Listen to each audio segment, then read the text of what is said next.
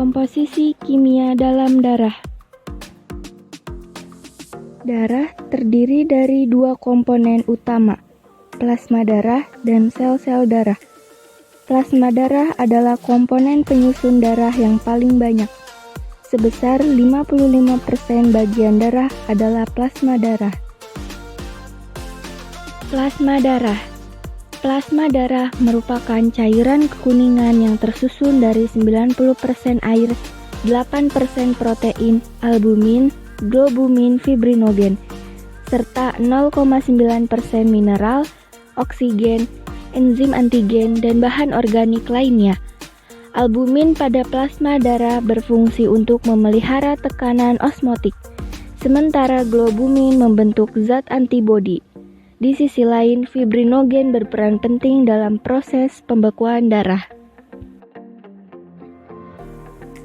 Sel darah merah dan sel darah putih. Pada sel darah merah, eritrosit adalah sel yang bersirkulasi di seluruh tubuh dan menyalurkan oksigen ke jaringan tubuh. Pada manusia, sel darah merah berbentuk bikonkav atau cekung ganda dan tidak mempunyai inti sel. Sel darah merah mengandung protein hemoglobin yang digunakan dalam transport oksigen. Usia sel darah merah di tubuh kita mencapai 120 hari. Sel darah merah yang telah rusak atau tua akan dipecah di dalam hati dan limpa. Kemudian, sel darah akan kembali diproduksi di sumsum tulang belakang. Produksi sel darah merah dikontrol oleh hormon eritropoietin yang dilepaskan oleh ginjal. Sedangkan pada sel darah putih, leukosit mempunyai bentuk yang tidak tetap, tidak berwarna, dan mempunyai inti sel. Di dalam darah, komposisi sel darah putih sangat sedikit, yaitu kurang dari 1%. Sel darah putih memiliki fungsi utama sebagai merespon imun, mengenali, dan mematikan kuman penyakit. Keping darah.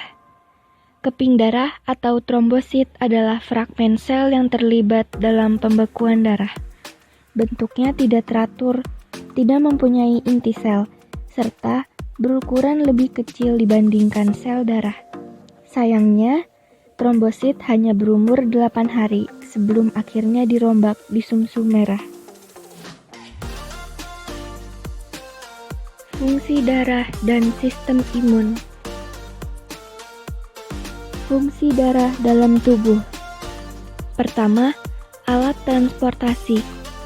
Mengedarkan zat-zat yang diperlukan oleh tubuh seperti oksigen, nutrisi, dan hormon. 2. Alat regulasi. Pengatur dan penyeimbang suhu tubuh kita. Plasma darah berfungsi untuk mengabsorpsi panas. 3. Menyembuhkan luka. Bagian darah yang disebut trombosit adalah bagian yang sangat berperan dalam penyembuhan luka yang ada di kulit ari kita. 4. Alat proteksi. Sebagai alat proteksi atau pelindung tubuh dari berbagai macam penyakit. Sistem imun. Sistem imunitas merupakan sistem pertahanan atau kekebalan tubuh yang memiliki peran dalam mengenali dan menghancurkan benda-benda asing atau sel abnormal yang merugikan tubuh kita. Pertama, ada sistem imunitas spesifik. Sistem imunitas spesifik bisa mengingat patogen dan antigen yang pernah masuk ke tubuh kita, dan mereka ingat bagaimana cara mengalahkan patogen dan antigen ini sepanjang hidup kita. Jadi, saat patogen dan antigen kalah di serangan pertama dan melakukan serangan kedua, maka respon dari sistem pertahanan imunitas spesifik ini akan menjadi lebih cepat. Ini terjadi karena sel-sel dalam tubuh kita sudah tahu bagaimana taktik membunuh patogen dan antigen. Kedua, sistem imunitas non-spesifik. Karena sistem pertahanan pertama tubuh kita ini tidak bisa membedakan patogen yang masuk ke tubuh kita, semua patogen yang terdeteksi oleh sistem imunitas lapis pertama ini akan dianggap sebagai benda asing yang berpotensi mengganggu tubuh kita. Ketiga, ada antibiotik. Penting agar bakteri yang masuk ke tubuh kita pada mati. Kalau tidak dihabiskan, bakteri bisa bermutasi yang membuat dia menjadi semakin kuat. Pembekuan darah. Proses pembekuan darah. Pertama, trombosit membentuk sumbatan.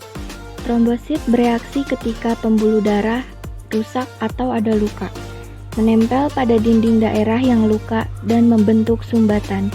Trombosit juga melepaskan bahan kimia untuk lebih banyak menarik trombosit dan sel-sel lain untuk tahap berikutnya. Kedua, pembentukan pembekuan darah. Faktor-faktor pembekuan memberi sinyal satu sama lain untuk melakukan reaksi berantai. Pada tahap akhir kaskade, faktor koagulasi yang disebut trombin mengubah fibrinogen jadi helai-helai fibrin. Fibrin bekerja dengan menempel pada trombosit untuk membuat jaring sehingga gumpalan menjadi lebih kuat. Penyakit yang disebabkan gagalnya proses pembekuan darah. Hemofilia. Hemofilia adalah gangguan pembekuan darah. Saat mengalami hemofilia, pendarahan akan berlangsung lebih lama. Kondisi ini merupakan penyakit keturunan yang lebih sering terjadi pada pria. Hemofilia disebabkan oleh mutase genetik. Mutase genetik yang terjadi pada hemofilia menyebabkan darah kekurangan protein pembentuk faktor pembekuan, dan akhirnya darah sukar membeku.